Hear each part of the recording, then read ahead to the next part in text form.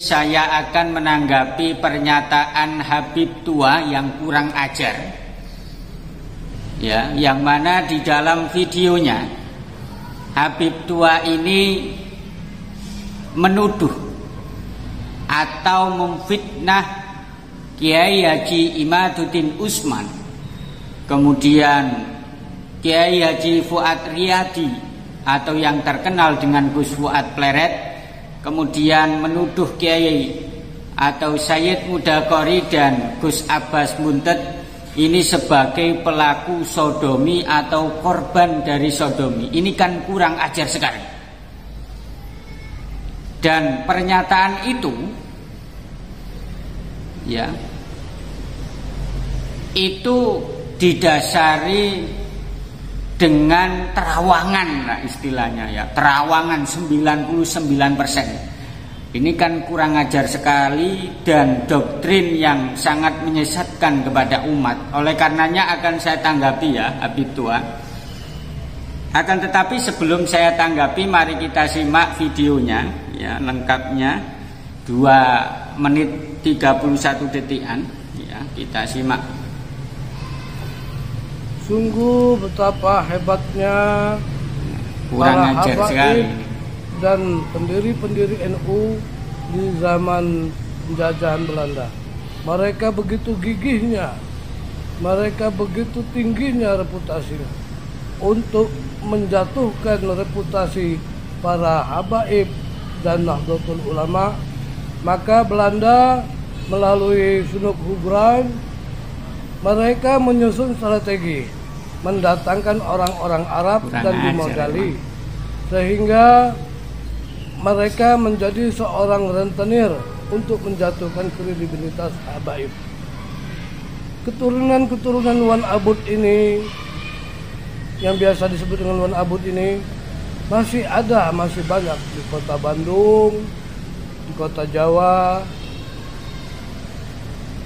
Untuk itu Imad, CS, Fuad Pleret, Kori Tungku, serta Abbas Buntet, mereka adalah para pendusta. Dan Habib bisa menerawang.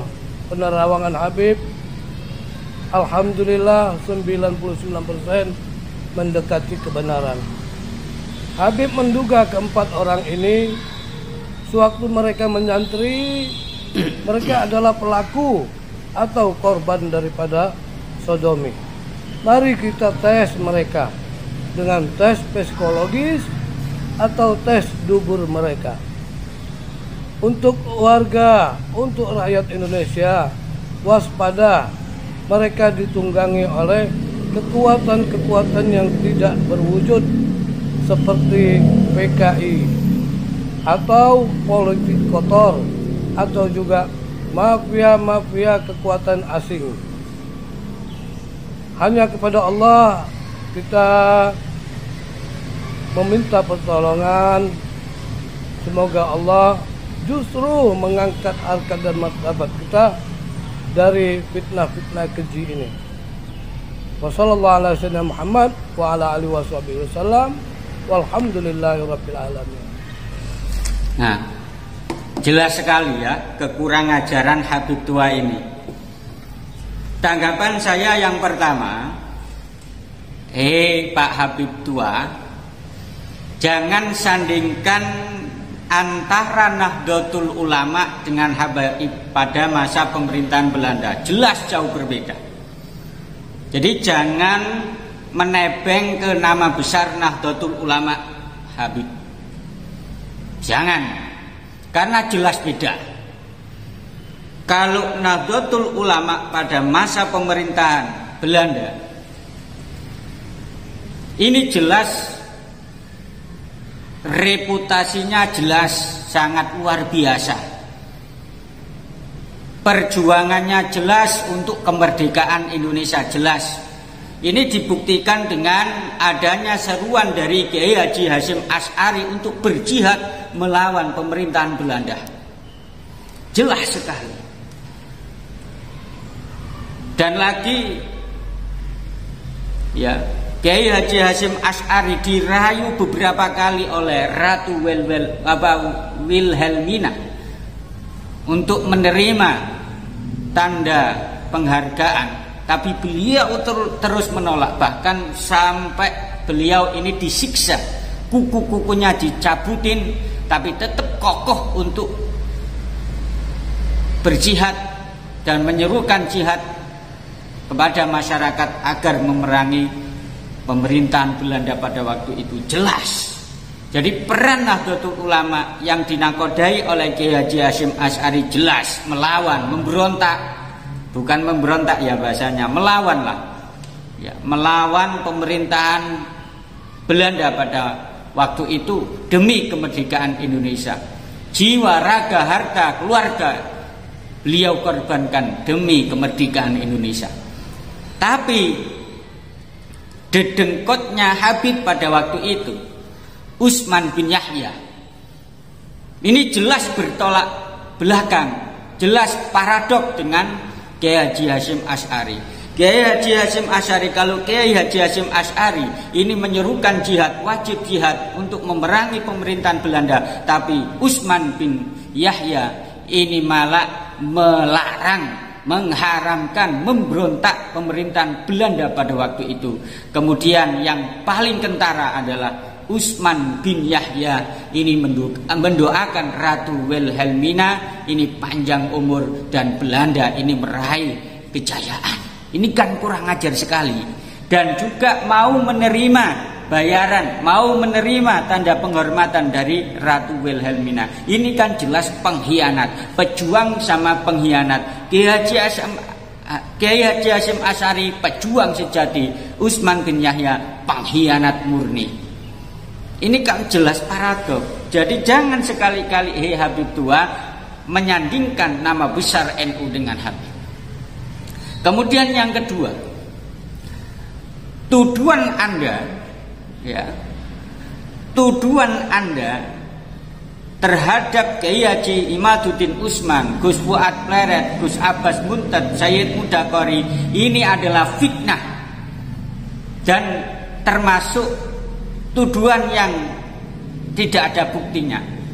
Dan tuduhan yang tidak ada buktinya ini jelas Habib tua bertentangan dengan hukum, baik hukum negara maupun hukum agama Islam. Jadi Anda ini bisa kena pidana ya.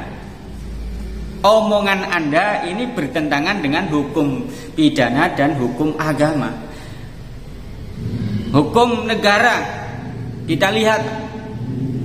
Kalau nggak paham Pak Habib tua, pasal 311 ayat 1 KUHP yang berbunyi barang siapa melakukan kejahatan, menista atau dengan tulisan dalam hal ini, ia diizinkan untuk membuktikan tuduhannya itu.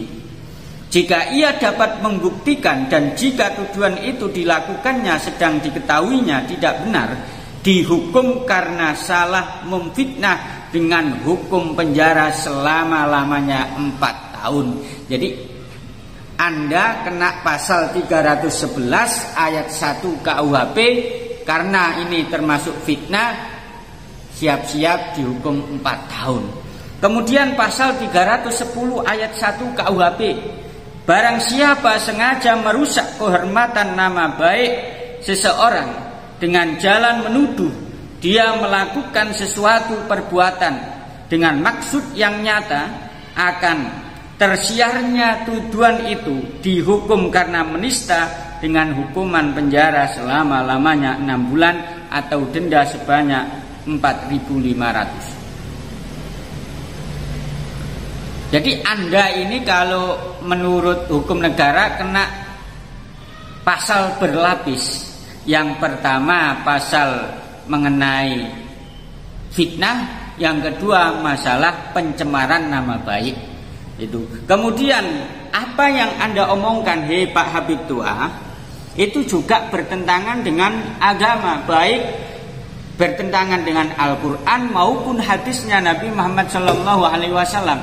Jelas Ya, surat An-Nur ayat 13. Laula ja'u alaihi bi arba'ati syuhada fa illam ya'tu bisyuhada'i fa ulaika 'indallahi humul kadzibun.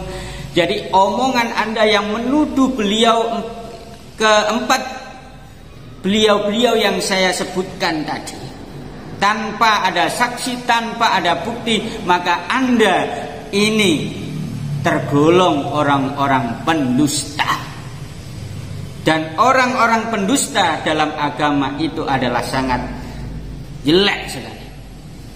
Kemudian Nabi Muhammad sallallahu alaihi wasallam an Hudzaifah radhiyallahu anhu anin Nabi sallallahu alaihi wasallam qala la yadkhulul jannata qattatun.